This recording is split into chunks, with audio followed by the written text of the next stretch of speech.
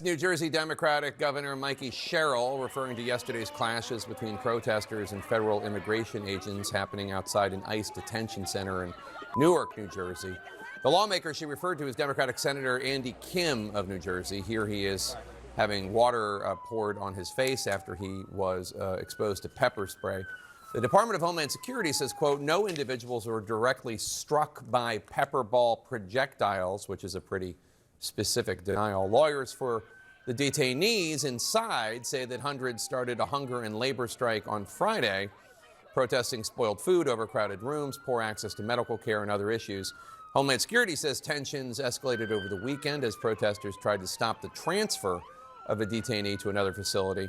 Joining us now is Democratic Senator Andy Kim of the great state of New Jersey. Senator, were you directly pepper sprayed? Were you directly hit by any pepper spray projectiles? What exactly happened? Yeah, so I tried my best to get between the ICE agents and the crowd as the ICE convoy decided to just go ahead and plow through the crowd, which was just absolutely so dangerous of an action that they were doing. So I remember, the pepper ball starting to get shot towards my feet and past me. I did not get hit directly by a pepper ball, but certainly between the pepper balls and then the pepper spray that was happening, I certainly had, irritation and burning sensation in my eyes and my throat. But more broadly, this was something that was avoidable. We were trying to find a way to be able to move forward that wasn't going to escalate in this way. But ICE decided that they just had enough and they were going to just move ahead. And I just thought that was an incredibly dangerous action for them to do.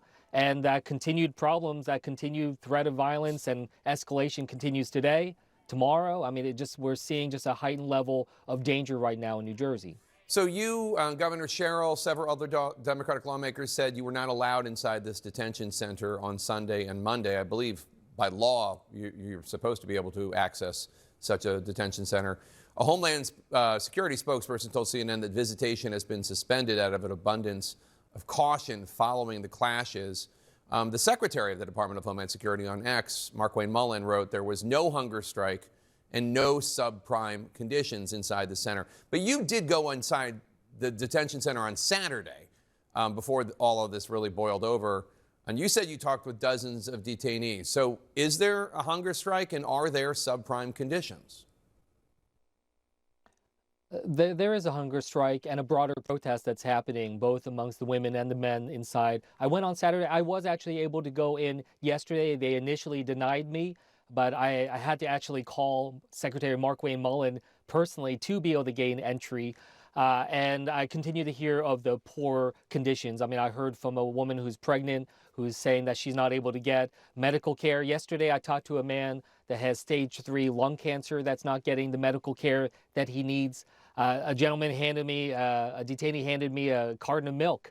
And I looked at it and it was just congealed solid. I mean, it was absolutely disgusting. But beyond just the conditions, they were also saying they're not able to get their day in court.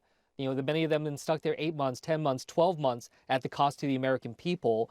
And they showed me this document that shows that today, this Tuesday, that one judge had 74 cases before them in court. I mean, it shows just how broken and how much of a farce of a system it is when they get no more than 5 minutes maximum to be able to really make their case.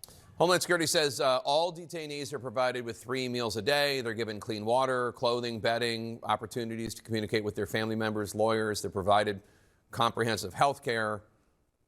You don't think that's true based on what you saw and heard, or they have one doctor one doctor for about 800 detainees, and many of them with significant medical issues. This is something where, again, I hope you take away and the American people see this is a choice. This is Delaney Hall is run by a company called GEO Group. GEO Group got upwards close to $1 billion contract to be able to run Delaney Hall. They could hire more doctors if they wanted to, but that's going to cut into GEO Group's profits. They could get better food there, but that's going to cut into GEO Group's profits. So, this is a situation where not only is ICE getting a blank check from this Republican-led Congress and the Trump administration, but GEO Group's basically getting a blank check here without the accountability. They're the ones that stopped me to try to prevent me from getting into Delaney Hall because they don't want us to see this. They don't want to see how they are cutting back and causing this type of human misery in order to be able to increase their bottom line and create profit for their company. All right, Democratic Senator Andy Kim of New Jersey. Thank you so much. Good to see you again, Senator.